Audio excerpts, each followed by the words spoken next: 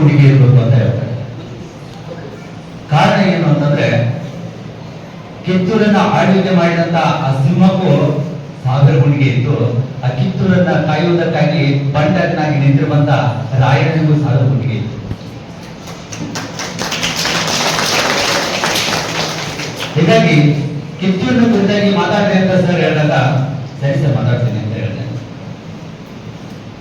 Sir ಇಷ್ಟೊತ್ತ ನನ್ನ ಬಗ್ಗೆ ಹೇಳಿದ್ರು, ಹೇಳ್ತಾ ಒಂದು ಮಾತು ಹೇಳಿದ್ರು, ಏನು ಕೊಡಲಿಲ್ಲ ಅಂದ್ರೂ ದರ್ಬಾರ್ ಕಾಲೇಜು ಅವರಿಗೆ ಎಕ್ಸ್ಪೀರಿಯನ್ಸ್ ಕೊಟ್ಟಿದೆ ಅನ್ನೋದಕ್ಕಿಂತ ಹೆಚ್ಚಾಗಿ ದರ್ಬಾರ್ ಕಾಲೇಜ್ ಎಕ್ಸ್ಪೀರಿಯನ್ಸ್ ಅಷ್ಟೇ ಕೊಟ್ಟಿಲ್ಲ, ಬಹಳಷ್ಟನ್ನ ಕೊಟ್ಟಿದೆ.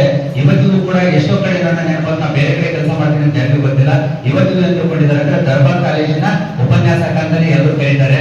ಕಾರಣ ಏನಪ್ಪಾ ಅಂದ್ರೆ ಅದು ದರ್ಬಾರ್ ಅನ್ನೋ ಬ್ರ್ಯಾಂಡ್ ಒಳಗೆ ನಾನು ಒಬ್ಬ ಆಗ್ಬಿಟ್ಟಿದ್ದೀನಿ. ಯಾಕಂದ್ರೆ ದರ್ಬಾರ್ ಅನ್ನೋ ಬ್ರ್ಯಾಂಡ್ ಯಾವಾಗಲೂ ನಡೆದಿರುವಂತ ಹಾಲಿನ ಹತ್ತಿರುವಂತ ಏಣಿನ ಒತ್ತು ಮರೆತು ಮಾತಾಡೋನು ಮೂರ್ಖ. ಹೀಗಾಗಿ ನನಗೆ ನಿಜವಾಗ್ಲೂ ವಿಜಯಪುರದಲ್ಲಿ ಒಂದು ಒಳ್ಳೆ ಅವಕಾಶವನ್ನ ಕೊಟ್ಟು ನನ್ನ ಬೆಳವಣಿಗೆಗೆ ಪೂರಕವಾಗಿರುವಂತಹ ವಿದ್ಯಾವರ್ಧಕ ಸಂಘಕ್ಕೆ ನಾನು ನಿಜಕ್ಕೂ ಚಿರಋಣಿಯಾಗಿದ್ದೀನಿ. ಸಮಯ ಕೊಟ್ಟಷ್ಟರಲ್ಲಿ ನನ್ನ ಮಾತುಗಳನ್ನ ಮುಗಿಸಬೇಕು. ಹೀಗಾಗಿ ವೇದಿಕೆ ಮೇಲೆ ಆಸೀನರಾಗಿರುವಂತಹ ಸರ್ವರಿಗೂ ವಂದನೆಗಳನ್ನು ಸಲ್ಲಿಸುತ್ತಾ, ವೇದಿಕೆಯ ಮುಂಭಾಗದಲ್ಲಿರುವಂತಹ ಎಲ್ಲ ವಿದ್ಯಾರ್ಥಿ ಮಿತ್ರರಿಗೆ ವಂದನೆಗಳನ್ನು ಸಲ್ಲಿಸುತ್ತಾ ನೇರವಾಗಿ ನನ್ನ ಮಾತುಗಳನ್ನ ಪ್ರಾರಂಭಿಸುತ್ತೇನೆ. ಇಡೀ ಭಾರತದ ಇತಿಹಾಸದ ಚರಿತ್ರೆಯನ್ನು ತೆಗೆದುಕೊಂಡ್ರಿ ಅಂತಂದ್ರೆ, ಬಹುಶಃ ವೇದಿಕೆ ಮೇಲೆ ಇತಿಹಾಸ ಉಪನ್ಯಾಸಕರು ಅಂತ ಹೇಳಿದ್ರು. ಪ್ರಾಬ್ಲಮ್ ಏನಿದೆ ಅಂತಂದ್ರೆ, ಅವ್ರು ಆಮೇಲೆ ಎದುರುಗಡೆ ನಾವು ಹೋದ ನಂತರ ಸರ್ ಜೊತೆ ಚರ್ಚೆ ಮಾಡ್ಬೋದು, ಪರವಾಗಿಲ್ಲ ಮಾಡಿ. ಯಾಕಂದ್ರೆ ಚರ್ಚೆ ಮಾಡ್ಬೇಕಾದಂತ ವಿಚಾರವನ್ನ ನಾನು ಮಾತಾಡ್ತೀನಿ. ಯಾಕಂದ್ರೆ ನಮಗೆ ಸಮಸ್ಯೆ ಎಲ್ಲಿ ಬಂದಿದೆ ಅಂತಂದ್ರೆ, ಇತಿಹಾಸದ ಪಠ್ಯ ಪುಸ್ತಕಗಳನ್ನ ಕೊಟ್ಟಿದ್ದಾರೆ. ಇತಿಹಾಸದ ಪಠ್ಯ ಪುಸ್ತಕಗಳಲ್ಲಿ ನಾವು ಯಾವುದನ್ನ ಬೋಧನೆ ಮಾಡ್ತಿದೀವಿ ಅಂತಂದ್ರೆ, ನಿಜವಾಗ್ಲೂ ಈ ದೇಶದ ಮಣ್ಣಿಗಾಗಿ, ಈ ನಾಡಿನ ಮಣ್ಣಿಗಾಗಿ ಪ್ರಾಣ ಕೊಟ್ಟವರ ಕುರಿತಾಗಿ ಚರ್ಚೆ ಮಾಡೋದಕ್ಕಿಂತ ಈ ದೇಶವನ್ನ ಕೊಳ್ಳೆ ಹೊಡೆದವರ ಕುರಿತಾಗಿ ಅತಿ ಹೆಚ್ಚು ಚರ್ಚೆ ಮಾಡ್ತಿದೀವಲ್ಲ, ಅದರ ಕುರಿತಾಗಿ ನನಗೆ ನೋವಾಗುತ್ತೆ. ಇತಿಹಾಸ ಬೋಧನೆ ಪ್ರಾರಂಭ ಮಾಡುವಾಗ ನಾವು ಏನ್ ಪ್ರಾರಂಭ ಮಾಡ್ತೀವಿ ಅಂತಂದ್ರೆ, ಒಂದು ವೇಳೆ ವಾಸ್ಕೋಡಿಗಾಮ ಭಾರತಕ್ಕೆ ಸಮುದ್ರ ಮಾರ್ಗವನ್ನು ಕಂಡು ಹಿಡಿಯದೆ ಹೋಗಿದ್ದರೆ ಅನ್ನುವಂತ ಒಂದು ವಿಚಾರವನ್ನು ಇಟ್ಕೊಂಡು ಪ್ರಾರಂಭ ಮಾಡ್ತೀವಿ. ತಪ್ಪೌದಲ್ಲ, ಇತಿಹಾಸ ಬೋಧಿಸುವವರು ತಪ್ಪಲ್ಲ. ಆದ್ರೆ ಪಠ್ಯ ವಸ್ತು ನಮ್ಗೆ ಏನ್ ಕೊಟ್ಟಿದ್ದಾರೆ ಅಂತಂದ್ರೆ, ನಮ್ಮನ್ನ ಇದೇ ತರ ಹೇಳಬೇಕು ಅಂತ ಕೊಟ್ಬಿಟ್ಟಿದ್ದಾರೆ.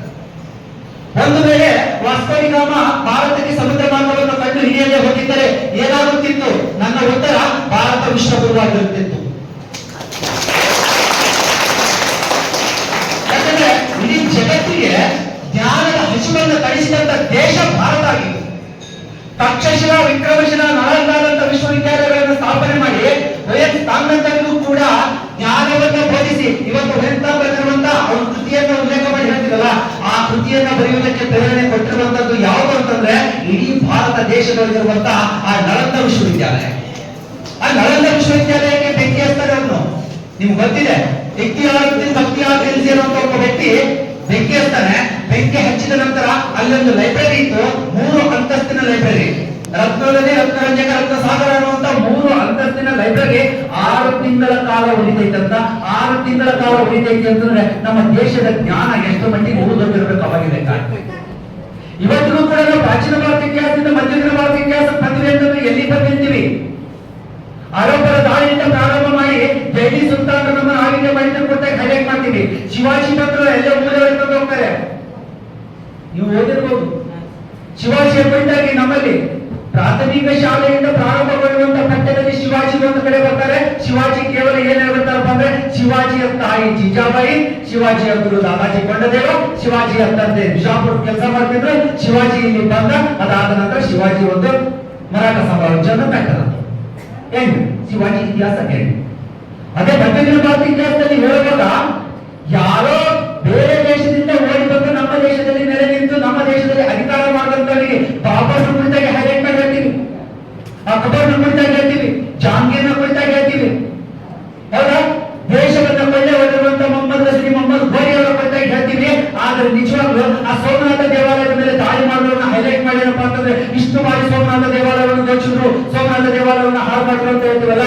ಆದ್ರೆ ಹಾಳು ಬಿಟ್ಟಂತ ಸೋಮನಾಥ ದೇವಾಲಯವನ್ನು ಪುನರುಜ್ಜೀವನಗೊಳಿಸುವುದಕ್ಕಾಗಿ ಹಗಲಿರುಳು ಶ್ರಮಿಸಿ ಇವತ್ತಿರುವಂತಹ ಜ್ಯೋತಿರ್ಲಿಂಗಗಳಿದ್ದಾವಲ್ಲ, ಎಲ್ಲ ಜ್ಯೋತಿರ್ಲಿಂಗಗಳನ್ನ ಉಳಿಸಿ ಸರಿಸುಮಾರು 3,000ಕ್ಕೂ ಅಧಿಕ ದೇವಾಲಯಗಳನ್ನು ನಿರ್ಮಾಣ ಮಾಡಿ ಆಗಿನ ಕಾಲದಲ್ಲಿ 6.3 ಕೋಟಿ ರೂಪಾಯಿ ಖರ್ಚು ಮಾಡಿ ಇವತ್ತಿಗೂ ಕೂಡ ನಮಗೆ ಸಂಸ್ಕಾರವಂತ ಭಾರತವನ್ನು ಕೊಟ್ಟಿರುವಂತಹ ಶ್ರೇಷ್ಠ ಮಹಿಳೆ ಕುರಿತಾಗಿ ಉಲ್ಲೇಖ ಮಾಡಲ್ಲ. ನಮ್ಮ ಇತಿಹಾಸದ ಪಠ್ಯದಲ್ಲಿ ಬಂದಿಲ್ಲ, ನಿಮ್ಗೆ ಯಾರಿಗೂ ಗೊತ್ತಿಲ್ಲ.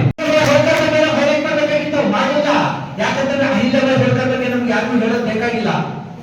ಕೊತ್ಮಲ್ ಗಂಗರಾವ್ ಬಗ್ಗೆ ಹೇಳಲ್ಲ. ಕೊತ್ಮಲ್ ಗಂಗರಾವ್ ಒಬ್ಬ ಬ್ರಾಹ್ಮಣನಾಗಿರುವಂತಹ ವ್ಯಕ್ತಿ ದಲಿತರ ಉದ್ಧಾರಕ್ಕಾಗಿ ಹಗಲಿರುಳ ಶ್ರಮಿಸ್ತಾರೆ, ತಮ್ಮ ಮನೆಯಿಂದ ಹೊರಗಡೆ ಹಾಕ್ಸ್ಕೊಂತಾರೆ, ತಮ್ಮ ಕಮ್ಯುನಿಟಿಯಿಂದ ಹೊರಗಡೆ ಹಾಕ್ಸ್ಕೊಂತಾರೆ, ದಲಿತರ ಏಳಿಗೆಗಾಗಿ ದುಡಿತಾರೆ. ಕೊನೆಗೊಂದು ದಿನ ಅವರೊಂದು ಸ್ಟೇಟ್ಮೆಂಟ್ ಕೊಡ್ತಾ ಇದ್ದಾರೆ. ಇವತ್ತಿಗೂ ಕೂಡ ಅವರ ಆ ಒಂದು ಸಮಾಧಿ ಇದೆ, ಆ ಸಮಾಧಿಯ ಮೇಲ್ಗಡೆ ಬರೆದಿದ್ದಾರೆ. ಏನಂತ ಬರೀತಾರೆ ಅಂತಂದ್ರೆ, ಅವರೊಂದು ಸ್ಟೇಟ್ಮೆಂಟ್ ಇದೆ, ಅದ್ಭುತವಾದಂತಹ ಸ್ಟೇಟ್ಮೆಂಟ್. ನನ್ನ ಶಾಲೆಯಲ್ಲಿ ಕಲಿತಿರುವಂತಹ ಒಬ್ಬ ದಲಿತ ವಿದ್ಯಾರ್ಥಿ ಸರ್ಕಾರಿ ನೌಕರಿಯನ್ನ ಪಡೆದು ಸರ್ಕಾರಿ ಕಾರಿನಲ್ಲಿ ಹೋಗುತ್ತಿರುವಾಗ ಆ ಹಾದಿ ಒಳಗೆ ಆ ಚಕ್ರದಡಿಯಲ್ಲಿ ಸಿಲುಕಿರುವಂತಹ ಧೂಳು ನನ್ನ ತಲೆ ಮ್ಯಾಗ ಬಿದ್ದರೆ ಅವತ್ತು ನನ್ನ ಜನ್ಮ ಪಾವನ ಆಯ್ತು ಅಂತ ಹೇಳ್ತಾರಲ್ಲ. ಅವರ ಕುರಿತ ಯಾರಿಗೆ ಗೊತ್ತಿದೆ? ಗೊತ್ತಿಲ್ಲ, ಗೊತ್ತು ಮಾಡೋದಿಲ್ಲ ನಾವು. ಯಾಕಂದ್ರೆ ನಮ್ಮಲ್ಲಿ ಏನಿದೆ ಅಂತಂದ್ರೆ, ಕೆಲವೊಂದಿಷ್ಟು ಓಟಿನ ಆಸೆಗಾಗಿ ನೋಟಿನ ಆಸೆಗಾಗಿ ಮಾತನಾಡುವಂತವರು ಕೇವಲ ಯಾವ್ದನ್ನ ಹೇಳ್ತಾರೆ, ತಮಗೆ ಯಾರು ಅನುಕೂಲ ಆಗ್ತಾರೆ ಅದನ್ನ ಹೇಳ್ತಾರೆ. ನಮ್ಮ ವಿದ್ಯಾರ್ಥಿಗಳು ಮತ್ತು ನಮ್ಮ ಯುವಕರ ಮೈಂಡ್ ಸೆಟ್ ಚೇಂಜ್ ಮಾಡುವಂತ ವಿಚಾರಗಳನ್ನು ಯಾವತ್ತೂ ಹೇಳಲ್ಲ. ಪ್ರಾಬ್ಲಮ್ ಅಲ್ಲೇ ಇದೆ. ಕಿತ್ತೂರಿನ ಇತಿಹಾಸವನ್ನು ನಾವು ಓದ್ಬೇಕಂತ ಹೊರಟಾಗ, ಕಿತ್ತೂರು ಸಾಮಾನ್ಯವಾದಂತ ಒಬ್ಬ ಮಾತಾಡ್ತಿರ್ಬೇಕಾದ್ರೆ ಹೇಳ್ತಾರೆ, ಕಿತ್ತೂರು ಅನ್ನುವಂತ ಒಂದು ಸಾಮಾನ್ಯ ರಾಜನಂತರ ಅದೆಂಗ್ರಿ ಅಷ್ಟು ದೊಡ್ಡ ಹೋರಾಟ ಮಾಡಿದ್ರು ಅಂತ ಹೇಳ್ಬಿಟ್ಟು ಪ್ರಶ್ನೆ ಮಾಡ್ತಾರೆ. ಅದೆಂಗ್ರಿ ಎಷ್ಟು ದೊಡ್ಡ ಹೋರಾಟ ಮಾಡಿದ್ರು ಅಂತ ಕೇಳಿದ್ರೆ, ಆ ಕಿತ್ತೂರಿನ ನೆಲದಲ್ಲಿ ಇದ್ದಿದ್ದು, ಆ ಕಿತ್ತೂರಿನ ಜನಗಳ ಮೈಯಲ್ಲಿ ಹರಿದಿದ್ದು ಬರೀ ರಕ್ತ ಆಗಿರ್ಲಿಲ್ಲ, ಸ್ವಾಭಿಮಾನದ ರಕ್ತ ಆಗಿತ್ತು, ದೇಶ ಪ್ರೇಮದ ರಕ್ತ ಆಗಿತ್ತು. ಅದಕ್ಕೋಸ್ಕರ ಕಿತ್ತೂರು ಹೋರಾಟ ನಡೆಯುವಂತಹ ಸಂದರ್ಭದಲ್ಲಿ ರಾಣಿ ಚೆನ್ನಮ್ಮನ ಬಂಟನಾಗಿ ನಿಂತಿದ್ಯಾರು? ಸಂಗೊಳ್ಳಿ ರಾಯಣ್ಣ. ಸಂಗೊಳ್ಳಿ ರಾಯಣ್ಣ ಕೇವಲ ತಾನು ಮಾತ್ರ ಹೋರಾಟ ಮಾಡಲಿಲ್ಲ, ಎಂತೆಂಥವ್ರನ್ನ ತಗೊಂಡ್ಬಂದು ಡಕಾಯಿತಿ ಮಾಡುವವರನ್ನ ಬಿಡಿಸಿಕೊಂಡು ತಗೊಂಡು ಬಂದು ಯುದ್ಧಕ್ಕೆ ನಿಲ್ಲಿಸ್ತಾನೆ. ಡಕಾಯಿತಿ ಮಾಡೋರನ್ನ ಕರ್ಕೊಂಡು ಬಂದು ಏನಪ್ಪಾ ಅಂದ್ರೆ ಯುದ್ಧಕ್ಕೆ ನಿಲ್ಲಿಸ್ತಾನೆ. ಸುತ್ತಮುತ್ತ ಇರುವಂತ ಜನರನ್ನ ಒಗ್ಗಟ್ಟೆ ಎಬ್ಬಿಸ್ತಾನೆ, ತಗೊಂಡ್ಬಂದು ನಿಲ್ಲಿಸ್ತಾನೆ. ಯಾಕ? ಅವರಲ್ಲಿ ಏನಿತ್ತು ಅಂತಂದ್ರೆ ದೇಶಾಭಿಮಾನ, ಸ್ವಾಭಿಮಾನ. ಕಿತ್ತೂರು ಕಳ್ಕೊಂಡೇವಪ್ಪ ಅಂದ್ರೆ ಅದು ಬರೀ ರಾಜ್ಯ ಹೋಗಲ್ಲ, ಕಿತ್ತೂರು ಕಳ್ಕೊಂಡ್ರೆ ಬರೀ ಸಂಸ್ಥಾನ ಹೋಗಲ್ಲ. ಕಿತ್ತೂರು ಕಳ್ಕೊಂಡ್ವಿ ಅಂತಂದ್ರೆ ನಮ್ಮ ಸ್ವಾಭಿಮಾನ ಹೋಗ್ತೈತಿ, ನಮ್ಮ ಆತ್ಮಗೌರವ ಹೋಗ್ತೈತಿ. ಎಲ್ಲವನ್ನು ಕಳೆದುಕೊಂಡ ಮೇಲೆ ಬದುಕಿದ್ದು ಸತ್ತಂಗ. ಅದಕ್ಕೋಸ್ಕರ ಸತ್ತ ಬದುಕೋದಕ್ಕಿಂತ ಸತ್ತ ನಂತರ ಏನಪ್ಪ ಅಂದ್ರೆ ಸತ್ತ ಅನಿಸ್ಕೋದಕ್ಕಿಂತ ಸತ್ತ ನಂತರನೇ ಬದುಕಬೇಕು ಅನ್ನೋದ್ರೆ ಹೋರಾಟ ಮಾಡಾದ್ರೂ ಸಹಾಯ ಅಂತ ಬಿಟ್ಟಿರ್ತಾರಲ್ಲ, ಅದು ನಮ್ಮ ಮಕ್ಕಳಿಗೆ. ಇವತ್ತು ನಾವು ಆಚರಣೆ ಮಾಡ್ತಾ ಇದ್ವಿ 200 ವರ್ಷಗಳಾಯ್ತು ಅಂತ ಹೇಳ್ಬಿಟ್ಟು. ಏನು 200 ವರ್ಷಗಳಾಯ್ತು ಅಂತಂದ್ರೆ, ಬ್ರಿಟಿಷರು ಭಾರತ ಈ ಕಿತ್ತೂರಿನೊಂದಿಗೆ ಹೋರಾಟ ಮಾಡಿದ್ದು 200 ವರ್ಷಗಳ ಇತಿಹಾಸವನ್ನು ಇವತ್ತಿಗೆ ಪೂರ್ಣಗೊಳಿಸುವಂತ ನಾವು ಆಚರಣೆ ಮಾಡ್ತಾ ಇದ್ದೀವಿ.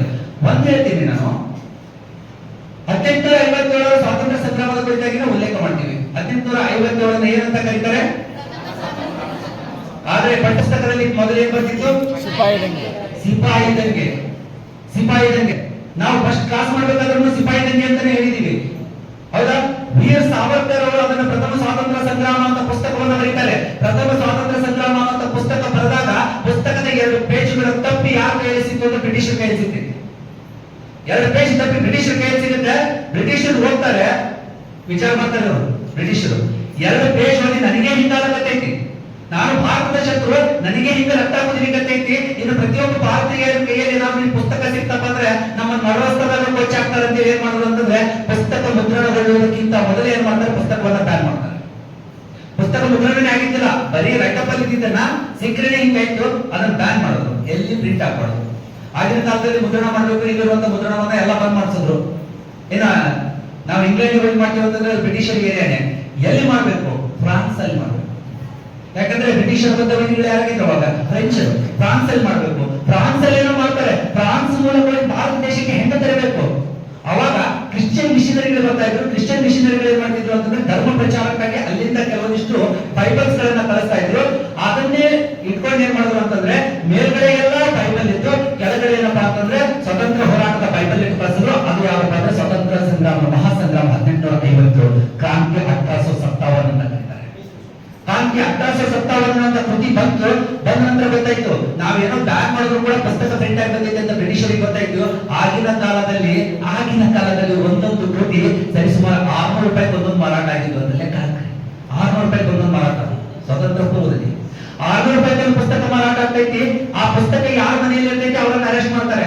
ಆ ಪುಸ್ತಕವನ್ನು ಉಳಿಸ್ಕೋಬೇಕು ಅನ್ನೋ ಕಾರಣಕ್ಕಾಗಿ ಏನ್ ಮಾಡ್ಕೊಂಡು ಗೊತ್ತೇನ್ರಿ, ಆ ಪುಸ್ತಕವನ್ನು ತೆಗೆದುಕೊಂಡು ಹೋಗಿ ಕೆಲವೊಂದಿಷ್ಟು ಮಂದಿ ಏನ್ ಮಾಡಿದ್ರು ಅಂತಂದ್ರೆ ಮನೆಯೊಳಗೆ ಜಗಲಿ ಕಟ್ಟಲ್ಲ, ಜಗಲಿ ಕಟ್ಟಿ ಒಳಗ ಇಟ್ಟು ಜಗಲಿ ಕಟ್ಟದ್ರು, ದಿನಾನು ಜಗಲಿ ಪೂಜೆ ಮಾಡಿದ್ರು. ಬರೀ ಜಗಲಿ ಪೂಜೆ ಮಾಡಲಿಲ್ಲ, ಸ್ವತಂತ್ರ ಹೋರಾಟಗಾರರನ್ನ ಪೂಜೆ ಮಾಡ್ತಾರೆ. ಯಾಕಂದ್ರೆ 1857 ಸ್ವಾತಂತ್ರ್ಯ ಸಂಗ್ರಾಮ ಅಷ್ಟು ಇಂಪಾರ್ಟೆಂಟ್ ಆಗಿತ್ತು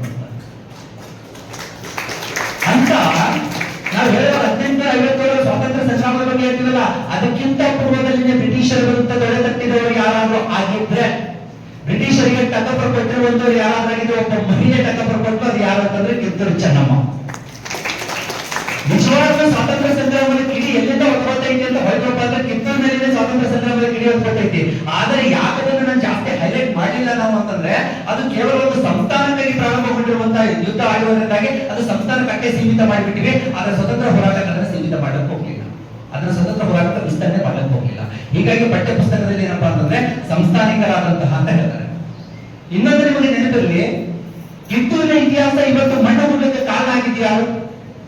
ಕಿತ್ತೂರಿನ ಹೋರಾಟದಿಂದ ಎಲ್ಲರೂ ಕಿತ್ತೂರು ಇತಿಹಾಸ ಹೇಳೋದಕ್ಕೂ ನಾನು ವಾಸ್ತವದ ಜೊತೆಯಲ್ಲಿ ಕಿತ್ತೂರನ್ನ ತಗೊಂಡು ಹೋಗ್ಬೇಕು ಅಂತ ಇದೆ. ನನಗೆ ವಾಸ್ತವದ ಜೊತೆಯಲ್ಲಿ ಕಿತ್ತೂರನ್ನ ತಗೊಂಡು ಹೋಗ್ಬೇಕು. ಕಿತ್ತೂರಿನಿಂದ ನಾವು ಕಲಿಬೇಕಾಗಿದ್ದೇನು? ಕಿತ್ತೂರಿನಿಂದ ನಾವು ಕಲಿಬೇಕಾಗಿದ್ದು ಏನು ಅಂತಂದ್ರೆ, ದುಶ್ಮನ್ ಕಹಾ ಹೈ ಅಂತ ಹೇಳಿದ್ರೆ ದುಶ್ಮನ್ ಕಭಿ ನಹೀ ಹೈ ತುಮಾರೆ ಬಾಜು ಮೇ ಹೈ ಅನ್ನೋದೇನಪ್ಪ ಅಂದ್ರೆ ಕಿತ್ತೂರಿನ ಇತಿಹಾಸ ಹೇಳ್ತಿರ್ಬೇಕಾದ್ರೆ ಅರ್ಥ ಮಾಡ್ಕೋಬೇಕು ನೀವು. ಕಿತ್ತೂರಿನಲ್ಲಿ ಇತಿಹಾಸ ಏನ್ ಹೇಳ್ತೈತಿ ಅಂತಂದ್ರೆ, ಕಿತ್ತೂರಿನ ರಾಣಿ ಯಾವತ್ತೂ ಸೋಲಕ್ ಸಾಧ್ಯನೇ ಇದ್ದಿಲ್ಲ, ಕಿತ್ತೂರು ಚೆನ್ನಮ್ಮ ಯಾವತ್ತೂ ಸೋಲಕ್ ಸಾಧ್ಯ ಇದ್ದಿಲ್ಲ, ಸಂಗೊಳ್ಳಿ ರಾಯಣ್ಣ ಯಾವತ್ತೂ ಸೋಲಕ್ ಸಾಧ್ಯ ಇದ್ದಿಲ್ಲ. ಸೋಲಿಸಿದ್ ಯಾರು? ಇಡೀ ಭಾರತದ ಇತಿಹಾಸದ ಪುಟಗಳನ್ನು ತೆಗೆದುಕೊಂಡು ನೋಡಿದ್ರೆ ಬರೀ ನಿಮಗೆ ಯಾರು ಸಿಗ್ತಾರೆ ಅಂತಂದ್ರೆ, ಮೀರ್ ಸಾದಿಕ್, ಮೀರ್ ಜಾಫರ್, ಗಿಲಾನಿ ಸಹೋದರರು. ಈ ಕಡೆ ಬಂದ್ರೆ ವೆಂಕಣ್ಣ, ಮಲ್ಲಪ್ಪ ಶೆಟ್ಟಿ, ಇವರೇ ಸಿಗುತ್ತಾರೆ. ನಮ್ಮ ದೇಶದ ಇತಿಹಾಸವನ್ನು ಮಣ್ಣು ಮಾಡೋದು ಯಾರು ಅಂತಂದ್ರೆ ನಮ್ಮವರೇ ಮಣ್ಣು ಮಾಡ್ತಾರೆ. ಕಿತ್ತೂರಿನ ಇತಿಹಾಸದಿಂದ ನಾವು ಕಂಡುಕೋಬೇಕಾದಂತ ಸತ್ಯ ಏನು ಗೊತ್ತಾ? ನಮ್ಮ ಜೊತೆಯಲ್ಲಿ ಇದ್ದವರೇ ನಮ್ಮ ಬೆನ್ನಿನ ಚೂರಿ ಆಗ್ತಾರ. ಯಾವಾಗಲೂ ಜೊತೆಯಲ್ಲಿ ಇದ್ದವ್ರ ಬಗ್ಗೆ ಒಂದು ಕಣ್ಣಿಡ್ಬೇಕು, ಎಚ್ಚರಿಕೆ ಇರಬೇಕು ಅನ್ನೋದನ್ನ ತೋರಿಸ್ಕೊಟ್ಟಿದ್ದು ಕಿತ್ತೂರಿನ ಇತಿಹಾಸ. ಅದನ್ನು ತಿಳ್ಕೋಬೇಕಾಗಿತ್ತು ನಾವು. ಅದು ಇನ್ನೂ ಮುಗುದಿಲ್ಲ. ಇವತ್ತಿಗೂ ಕೂಡ ನಮ್ಮದೇ ಒಡೆದಾಡೋದು, ನಮ್ಮವರೇ ನಮ್ಮ ಮೇಲೆ ಕತ್ತಿ ಬಸಿಯುವುದನ್ನ ಹೇಳಿಕೊಡ್ತಾ ಇದೆ. ಕಿತ್ತೂರು ಒಂದ್ಸತಿ ನೋಡ್ಕೊಂಡ್ಬರಪ್ಪ, ಈಗ ನಮ್ಮ ಪರಿಸ್ಥಿತಿ ಏನಾಗಿದೆ ಅಂತ ಗೊತ್ತು ಮಾಡಬೇಕಾದಂತ ಅನಿವಾರ್ಯತೆ ನಮಗೆ ಸೃಷ್ಟಿಯಾಗಿದೆ. ಇನ್ನೊಂದು ವಿಶಿಷ್ಟ ವಿಚಿತ್ರ ಏನಿದೆ ಗೊತ್ತಾ? ಕಿತ್ತೂರಿನ ಹೋರಾಟದಲ್ಲಿ ವಿಜಯಪುರದ ಪಾತ್ರನೂ ಇತ್ತು. ಗೊತ್ತಾ ನಿಮ್ಗೆ? ಸರ್, ಎಲ್ಲಿ ಕಿತ್ತೂರು, ಎಲ್ಲಿ ವಿಜಯಪುರ? ಮೇಡಮ್, ಇತಿಹಾಸದ ಪುಟದಲ್ಲಿದ್ದು ಬಿಜಾಪುರದ ನಂಟು ಕಿತ್ತೂರಿನ ಜೊತೆ ಇಲ್ಲಿ ಇತ್ತು ಅನ್ನೋದನ್ನ ಹೈಲೈಟ್ ಮಾಡಿದ್ದಾರೆ. ನೀವು ಹೇಳುವಂತ ಪುಸ್ತಕದಲ್ಲಿ ಅಂತೂ ಬಂದಿರಲ್ಲ. ನೀವು ಹೇಳೋ ಪುಸ್ತಕದಲ್ಲಿ ಬರಲಿಕ್ಕೆ ಸಾಧ್ಯ ಇಲ್ಲ. ಕಾರಣ ಏನು ಅಂತಂದ್ರೆ, ನಮಗೆ ಸೀಮಿತವಾದಂತಹ ಪಠ್ಯವನ್ನು ಅಷ್ಟೇ ಹೇಳ್ತೀವಿ. ಕಿತ್ತೂರಿನ ಹೋರಾಟಕ್ಕೂ ವಿಜಯಪುರಕ್ಕೂ ಅದ್ಭುತವಾದಂತ ನಂಟಿದೆ. ನಿಮ್ಗೆ ಯಾರ್ಯಾರು ಗೊತ್ತಿದ್ದವರಿಗೆ ಗೊತ್ತಿಲ್ಲ, ಅದೇ ಗೊತ್ತಿಲ್ಲ ಅನ್ನೋದೇ ಹೇಳ್ಬೇಕಂತ. ಒಂದು ಸಿಟಿ ಸೆಂಟರ್ ಒಳಗಡೆ ಒಂದು ಚೌಕ ಐತಿ, ವೃತ್ತ ಐತಿ. ಆ ಚೌಕ ಐತಿ, ಅಲ್ಲಿ KS IAS ಕ್ಲಾಸ್ಗಳನ್ನ ಮಾಡ್ತಾರೆ. ಯಾವ್ದು? ಮೀನಾಕ್ಷಿ ಚೌಕ್. ಮೀನಾಕ್ಷಿ ಚೌಕ್, ಹುತಾತ್ಮ ಚೌಕ್. ಕೆಲವರು ಮೀನಾಕ್ಷಿ ಚೌಕ್ ಅಂತೀರಿ, ಕೆಲವರು ಹುತಾತ್ಮ ಚೌಕ್ ಅಂತೀರಿ. ಮೀನಾಕ್ಷಿ ಚೌಕ್ ಅಂತ ಯಾರು ಅಂತೇವಲ್ಲ ಅವ್ರ ಬಾಯ ಹುಳ ಬರ್ತಾವ. ನೀವೇ ಹೆಸರು ಹೇಳ್ತೀರಿ, ಮೀನಾಕ್ಷಿ ಚೌಕ್ ಅಂತ ಬಾಯ ಹುಳ ಬರ್ತಾವ. ಹುತಾತ್ಮ ಚೌಕ್ ಅಂದವರಿಗೆ ಏನಪ್ಪ ಅಂದ್ರೆ ಸಕ್ಕರೆ ಆಗ್ತಾರೆ ಬಾಯ. ಇದು ಸುಮ್ಮನೆ ಹುಟ್ಟಿಕೊಂಡಂತ ವೃತ್ತ ಅಲ್ಲ. ಕಿತ್ತೂರಿನ ಹೋರಾಟಕ್ಕೆ ಬಿಜಾಪುರದ ನಂಟನ್ನ ಕಟ್ಟಿಕೊಟ್ಟಿದ್ದು ಅದೇ ಚೌಕು, ಅದೇ ವೃತ್ತ. ಯಾರಿದ್ರು ಅವಾಗ? ಯಾರಿಂದ ನಂಟು ಬೆಳೀತು? ಕಿತ್ತೂರಿನ ಹೋರಾಟ ಮಾಡುವಂತ ಸಂದರ್ಭದಲ್ಲಿ ಕಿತ್ತೂರು ಇತಿಹಾಸ ಓದ್ತಿರಲ್ಲ, ಕಿತ್ತೂರು ಇತಿಹಾಸವನ್ನು ಓದುವಾಗ ಕಿತ್ತೂರು ಎಲ್ಲಿ ಫೇಲ್ ಆಯ್ತು? ಯುದ್ಧದಲ್ಲಿ ಎಲ್ಲಿ ಫೇಲ್ ಆಯ್ತು? ಮತ್ತು ಕುಂಡಗಳಲ್ಲಿ ಸಗಣಿ ನೀರನ್ನ ಬೆರೆಸಿಬಿಟ್ಟೇನಪ್ಪ ಅಂತಂದ್ರೆ ಮೋಸ ಮಾಡಿದ್ದಕ್ಕಾಗಿ ಫೇಲ್ ಆಯ್ತು, ಹೌದಾ? ಆದ್ರೆ ಮತ್ತು ಗುಂಡುಗಳನ್ನು ಸಪ್ಲೈ ಎಲ್ಲಿಂದ ಮಾಡಿದ್ರು? ಮತ್ತು ಗುಂಡುಗಳು ಎಲ್ಲಿಂದ ಸಪ್ಲೈ ಆಗಿತ್ತು ಅಂತಂದ್ರೆ ಇದೇ ವಿಜಯಪುರ ಜಿಲ್ಲೆಯಲ್ಲಿರುವಂತ ಪಟ್ನಾಳ ಅನ್ನುವಂತ ಒಂದು ಹಳ್ಳಿ, ಪಟ್ನಾಳದ ವಾಡೆಯಿಂದ ಮತ್ತು ಗುಂಡುಗಳಲ್ಲಿ ಪಟ್ನಾಳ ಪಕ್ಕದಲ್ಲಿ ಊರಿದೆ ಒಂದು. ವಿಜಯಪುರ ಜಿಲ್ಲೆಯಲ್ಲಿ ಬರುವಂತ ಪಟ್ನಾಳ ವಾಡೆದೊಳಗೆ ಏನಾಗ್ತೈತೆ ಅಂದ್ರೆ, ದೇಶಮುಖರ ಮನೆತನದೊಳಗೆ ಏನಾಗ್ತದ, ಎಸ್ಸಂಗಪ್ಪ, ಗುಸಂಗಪ್ಪ, ದೇಸಾಯಿ ಇವರ ಮನೆತನದೊಳಗೆ ಏನ್ ಮಾಡಿಬಿಟ್ರು ಅಂತಂದ್ರೆ ಮತ್ತು ಗುಂಡುಗಳನ್ನ ತಯಾರಿಸಿದ ಮತ್ತು ಗುಂಡುಗಳನ್ನ ಕಿತ್ತೂರಿಗೆ ರಫ್ತು ಮಾಡ್ತಾ ಇದ್ರು. ಅದು ಯಾರಿಗೆ ಗೊತ್ತಾಯ್ತು ಅಂತಂದ್ರೆ, ಸೊಲ್ಲಾಪುರದ DC, ಸೊಲ್ಲಾಪುರದ ಜಿಲ್ಲಾಧಿಕಾರಿಗೆ ಗೊತ್ತಾಗ್ತೈತಿ. ಗೊತ್ತಾದ ತಕ್ಷಣ ಅವ್ರಿಬ್ಬರನ್ನ ತಗೊಂಡೋಗಿ ಅರ್ಥವನ್ನು ಏನ್ ಮಾಡ್ತಾರೆ ಅಂತಂದ್ರೆ ನೇಣಿಗೆ ಹಾಕ್ತಾರೆ. ನೇಣಿಗೆ ಹಾಕಿದವರ ಸ್ಮರಣಾರ್ಥವಾಗಿ ನಿರ್ಮಾಣ ಆಗಿದ್ದು ಯಾವುದು ಅಂತಂದ್ರೆ ಹುತಾತ್ಮ ಸರ್ಕಲ್, ಹುತಾತ್ಮ ವೃತ್ತ. ಆದ್ರೆ ನಾವೇನ್ ಕರೀತೀವಿ? ಮೀನಾಕ್ಷಿ ಚೌಕ್, ಮೀನಾಕ್ಷಿ ಚೌಕ್. ಹೋಗ್ರೆ ಮೀನಾಕ್ಷಿ ಯಾರು? ಮೀನಾಕ್ಷಿ ಮೀನಾಕ್ಷಿಯಲ್ಲಿ ಹೋಟೆಲ್ ಇಟ್ಟಿದ್ಲು. ಆ ಸರ್ಕಲ್ ಹೋಟೆಲ್ ಇಟ್ಟಂತ ಮೀನಾಕ್ಷಿ ಬೇರೆ ಕೆಲಸ ಮಾಡ್ತಿದ್ಲು ಅಂತ ಹೇಳ್ತಾರೆ. ಆ ಮೀನಾಕ್ಷಿ ಹೆಸರು ನಮಗೆ ನೆನಪೈತಿ, ದೇಶಕ್ಕೋಸ್ಕರ ಪ್ರಾಣ ಕೊಟ್ಟಿರುವಂತ ದೇಸಾಯಿಗಳ ಹೆಸರು, ದೇಶಮುಖರ ಹೆಸರು ನಮಗೆ ನೆನಪಿಲ್ಲ ಅಂದ್ರೆ ನಮಗೆ ಇಂತ ದಟ್ಟ ದರಿದ್ರವಾದಂತ ಇತಿಹಾಸವನ್ನು ನಾವು ತಿಳ್ಕೊತಾ ಇದೀವಿ. ಇನ್ನೇನ್ ಬೇಕು ನಮಗಂತ? ಇನ್ನೇನ್ ಬೇಕು ನಮಗಂತ? ಅಭಿಮಾನ ಗರ್ವ ಪಡಬೇಕಾದಂತ ಜಾಗಗಳಲ್ಲಿ ನಿಂತ್ಕೊಂಡು ನಾವೇನ್ ಮಾಡಾಕಿದ್ದೀವಿ? ಮೀನಾಕ್ಷಿ ಚೌಕ್, ಮೀನಾಕ್ಷಿ ಚೌಕ್. ಇನ್ನು ಮುಂದೆ ದಯವಿಟ್ಟು ಹೇಳ್ತೀನಿ, ನಿಮ್ಮ ಬಾಯಲ್ಲಿ ಆ ಪದ ಬರಬಾರ್ದು, ಅದು ಹುತಾತ್ಮ ಸರ್ಕಲ್ ಅಂತಾನೆ ಬರಬೇಕು. ಯಾಕಂದ್ರೆ ಆ ಅಗಲಿದಂತ ಆತ್ಮಗಳಿಗೆ ನಾವು ಕೊಡಬೇಕಾದಂತ ನಿಜವಾದ ಗೌರವ ಏನಿದೆಯಲ್ಲ, ಅದು ಯಾವಾಗ ಸಲ್ಲತ್ತೆ ಅಂತಂದ್ರೆ ಅವ್ರ ಪ್ರತಿಕ್ಷಣ ನಾವು ನೆನೆಸಿದಾಗ ಸಲ್ಲತ್ತೆ. ಕಿತ್ತೂರಿನ ಹೋರಾಟಕ್ಕೆ ಕೈ ಜೋಡಿಸಿದಂತ ಶ್ರೇಷ್ಠವಾದಂತ ನೆಲ ನಮ್ಮ ವಿಜಯಪುರ. ಇನ್ನೂರು ವರ್ಷಗಳಿಂದ ನಡೆದಿರುವಂತ ಹೋರಾಟದಲ್ಲಿ ನಮ್ಮ ಪಾಲು ಇತ್ತು, ವಿಜಯಪುರದವ್ರ ಪಾಲು ಇತ್ತು ಅಂತ ಹೇಳ್ಬಿಟ್ಟು ನಾವು ಹೇಳ್ಕೊಳ್ಬೇಕು ಅಂತಂದ್ರೆ ನಿಜವಾಗ್ಲೂ ನಾವು ಏನ್ ಮಾಡ್ಬೇಕು? ಅದನ್ನ ಹುತಾತ್ಮ ಸರ್ಕಲ್ ಅಂತ ಮೆನ್ಷನ್ ಮಾಡ್ಬೇಕು. ಹೀಗೆ ನಾವು ಕಿತ್ತೂರು ಇತಿಹಾಸದಿಂದ ಕೆಲವೊಂದಿಷ್ಟು ವಿಶೇಷವಾದಂತ ಅಂಶಗಳನ್ನು ಹೆಕ್ಕಿ ತೆಗೆದು ನೋಡಿದ್ರೆ ಬೇಡ, ಪೂರ್ಣವಾಗಿ ನಾನೇನಪ್ಪಾ ಅಂತಂದ್ರೆ ಕಿತ್ತೂರು ಚೆನ್ನಮ್ಮನ ಸಂಸ್ಥಾನ, ಕಿತ್ತೂರು ಚೆನ್ನಮ್ಮ ಹುಟ್ಟಿದಲ್ಲಿ, ಕಿತ್ತೂರು ಚೆನ್ನಮ್ಮನ ಪತಿ ಯಾರು, ಇವೆಲ್ಲವುಗಳನ್ನ ಏನಪ್ಪಾ ಅಂದ್ರೆ ಸರ್ವೇ ಸಾಮಾನ್ಯವಾಗಿ ಮಾತನಾಡುವಾಗ ಎಲ್ಲರೂ ಹೇಳ್ತೀವಿ. ಬಟ್ ನಿಜವಾಗ್ಲೂ ಬೇಕಾಗಿರೋದೇನಂದ್ರೆ ಆ ಕಿತ್ತೂರು ಸಂಸ್ಥಾನದಲ್ಲಿ ಚೆನ್ನಮ್ಮ ಕಟ್ಟಿಕೊಟ್ಟಂತ ಕೆಲವೊಂದಿಷ್ಟು ದಿಟ್ಟ ನಿರ್ಧಾರಗಳ ಬಗ್ಗೆ ನಾವು ತಿಳ್ಕೋಬೇಕು ಅಂತ ಹೊರಟ್ವಿ ಅಂತಂದ್ರೆ, ಮೊದಲನೇದಾಗಿ ಕಿತ್ತೂರು ಚೆನ್ನಮ್ಮ ಯಾರಿಗೆ ವಿರುದ್ಧವಾಗಿ ನಿಂತಿದ್ದು? ಇಡೀ ಬ್ರಿಟಿಷ್ ಸಾಮ್ರಾಜ್ಯಕ್ಕೆ. ಇಡೀ ಬ್ರಿಟಿಷ್ ಸಾಮ್ರಾಜ್ಯಕ್ಕೆ. ನಾವ್ ಹೇಳ್ತೇವಲ್ಲ, ಹೆಣ್ಮಕ್ಳು ಅಂತಂದ್ರೆ ಏನ್ ವಿಚಾರ ಇತ್ತು? ಇವತ್ತಿಗೂ ಈಗ ಬಹಳ ಮಂದಿ ಇದ್ದಲ್ಲ, ಹೆಣ್ಮಕ್ಳು ಆರಾಮಾಗಿ ಏನಪ್ಪಾ ಅಂದ್ರೆ ಲಗ್ನ ಮಾಡ್ಕೋಬೇಕು, ಅಡಿಗೆ ಮಾಡ್ಬೇಕು, ಮಕ್ಕಳನ್ನ ಇರಬೇಕು, ಮನೆ ಒಳಗಿರ್ಬೇಕು ಅಂತ ಹೇಳೋರೆ ಬಹಳ ಮಂದಿ ಇದಾರೆ. ಅದೇ ತರ ನಮ್ಮ ಪೂರ್ವಜರು ಮಾತಾಡ್ತಿದ್ರು, ತೊಟ್ಟಿಲನ್ನು ತೂಗುವ ಕೈ ಜಗತ್ತನ್ನೇ ಆಳಬಲ್ಲದು ಅಂತ ಹೇಳ್ಬಿಟ್ಟು. ತೊಟ್ಟಿಲನ್ನು ತೂಗುವ ಕೈ ಜಗತ್ತನ್ನೇ ಆಳಬಲ್ಲದು. ಬರೀ ನಾವು ಅದೊಂದು ವಾಕ್ಯ ಓದ್ತಾ ಹೋಗ್ತಿದ್ವಿ, ಆದ್ರೆ ಅದಕ್ಕೆ ನಿಜವಾದಂತ ಸಾಕ್ಷ್ಯ ಒದಗಿಸಿದ್ದು ಯಾರು ಅಂತಂದ್ರೆ ಕಿತ್ತೂರು ಚೆನ್ನಮ್ಮ ಹೋರಾಟಕ್ಕೆ. ಇಡೀ ಸೂರ್ಯಪಾಲದ ಸಾಮ್ರಾಜ್ಯ ಅಂತ ಕರೆಸ್ಕೊಂಡಿರುವಂತ ಬ್ರಿಟಿಷ್ ಸರ್ಕಾರಕ್ಕೆ ಸಿಂಹಸ್ವಪ್ನವಾಗಿ ನಿಲ್ತಾಳೆ. ಬ್ರಿಟಿಷರು ಅನ್ಕೊಂಡಿದ್ದಿಲ್ಲ. ಬ್ರಿಟಿಷರು ಅನ್ಕೊಂಡಿದ್ರು ಅಂದ್ರೆ ಆರಾಮಾಗಿ ನಾವು ಗೆದ್ದು ಬಿಡೋದು ಬಿಡು ಅಂತೇಳಿ. ಒಂದು ದಂತಕತೆ ಇತಿಹಾಸದಲ್ಲಿ ಮೆನ್ಷನ್ ಆಗಲ್ಲ, ಆದರೆ ಅದನ್ನ ಏನ್ ಮಾಡ್ತಾರೆ ಅಂತಂದ್ರೆ ಓಶೋ, ರಜನೀಶ್ ಅವರು ಒಂದು ಪುಸ್ತಕ ಬರೀತಾರೆ, ನನ್ನ ಪ್ರಿಯ ಭಾರತ ಅಂತ ಹೇಳ್ಬಿಟ್ಟು.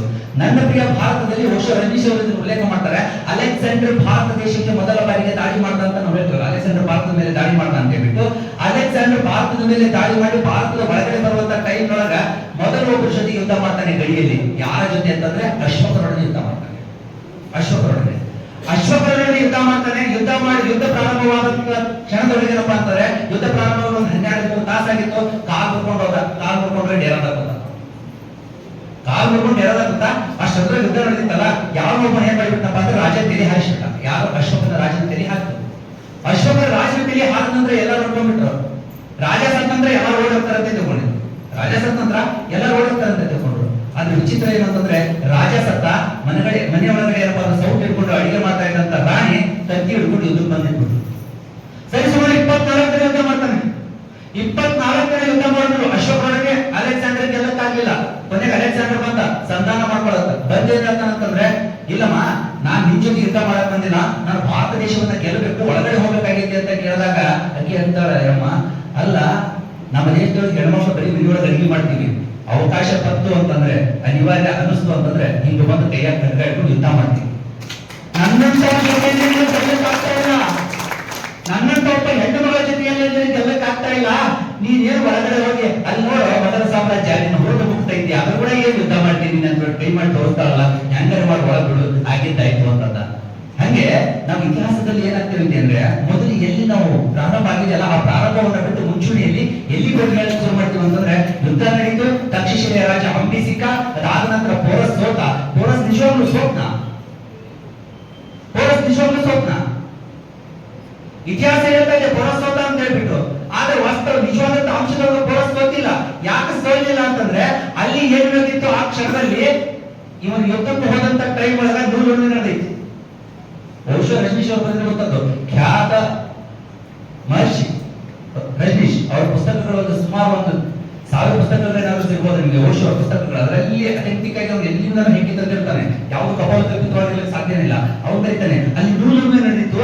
ನೂಲುಮೆ ನಡೆದಂತ ಸಂದರ್ಭದೊಳಗ ಇಲ್ಲಿ ಯುದ್ಧ ಮಾಡತಕ್ಕಂತಹ ಅಲೆಕ್ಸಾಂಡರ್ನ ಮಡದಿ ಏನ್ ಮಾಡೋದು ಅಂತಂದ್ರೆ, ಅಲ್ಲಿ ನೋಡಕ್ ಹೋಗ್ತಾರೆ. ಅವಾಗ ಯುದ್ಧಕ್ಕೆ ಬರೋ ಮುಂದಾಗ ಹೆಂಡ್ರ ಮಕ್ಕಳ ಸಮೇತನ ಬರ್ತಿದ್ರು ಅವರು.